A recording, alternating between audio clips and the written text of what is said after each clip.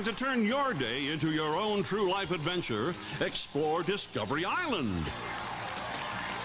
Presented by Friskies, Discovery Island is an 11-acre certified zoological park inhabited by hundreds of native and exotic birds and animals. Behind me in Bay Lake is what was known as Discovery Island. That was a certified zoological park some years ago, and when they built the Animal Kingdom, it fell into disuse and then eventually was closed. And at some point, it has a more interesting history too, because Disney had plans for that piece of property there. That was an island that actually appeared in the lake when Disney bought the property, and they just decided to build it up and make it something interesting and compelling. So let's take a look at the history of Discovery Island.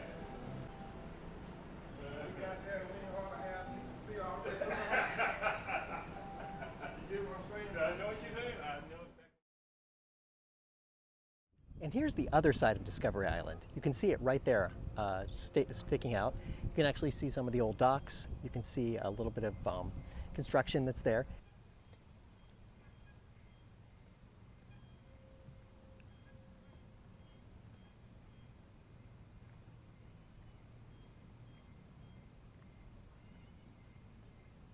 And you can see the Contemporary Resort kind of peeking its head out behind it, right there.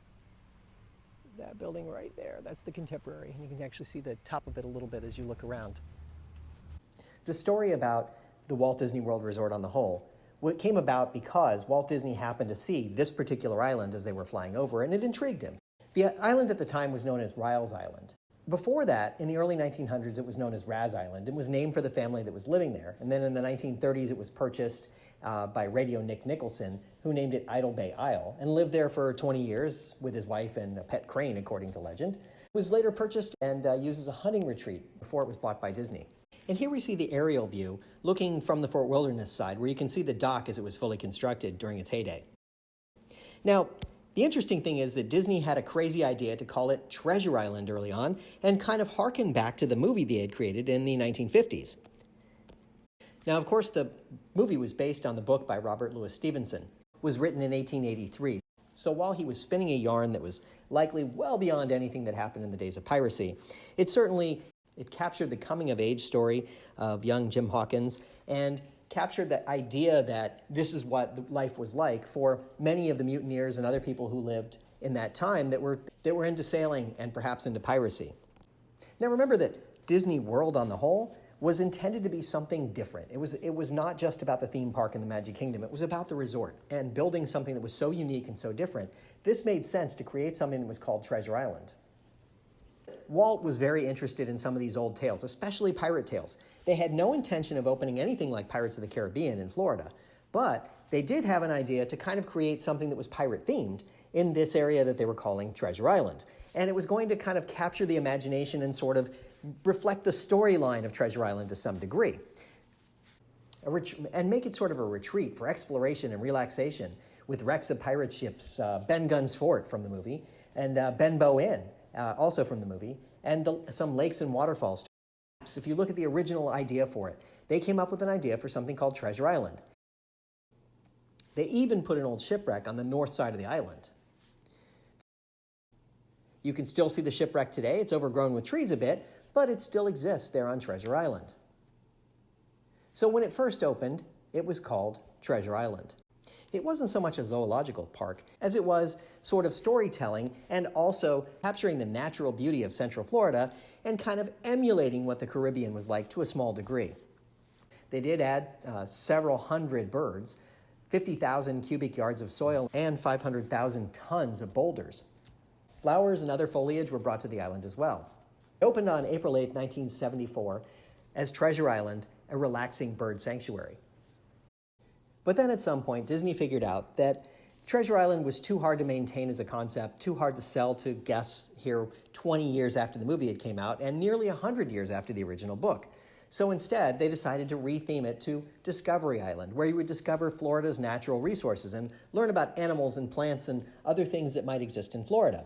So it became something different, talking about Discovery Island, but still having some of the same natural features and even highlighting the shipwreck at some point. The cost to go over was a couple of dollars. You'd buy a ticket for it and leave from the Contemporary, and it would take you around to the backside, and you might spend as much as an hour or 2 hours at the park. There were trails that went around and other places you could go, so you could see animals in their natural habitat. The total size of Discovery Island is about 11.5 acres. The island included pelicans, flamingos, eagles, alligators, peacocks, swans, turtles, and a whole lot more. They had an area that they called the Cuckoo Cabana, where they housed some of the more exotic animals. So what happened to Discovery Island?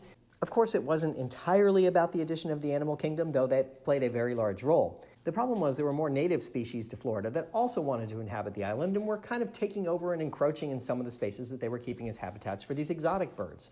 And so there was some contention for the space, and the Fish and Wildlife Commission wound up pressing charges against Disney for the mishandling of some of the animals and so forth, and it got a little ugly and was settled out of court, but it made more sense at that point, since the animal kingdom was coming, to go ahead and start to move the animals and relocate them and create different habitats for them and give this back to nature. Clear when it is safe to go ashore. Thank you. Away from the human, back to the because she is so big. Australia.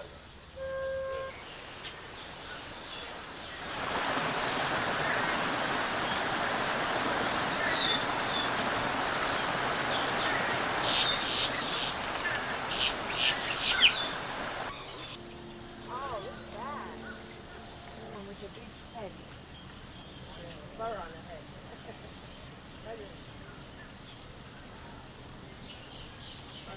Oh, look.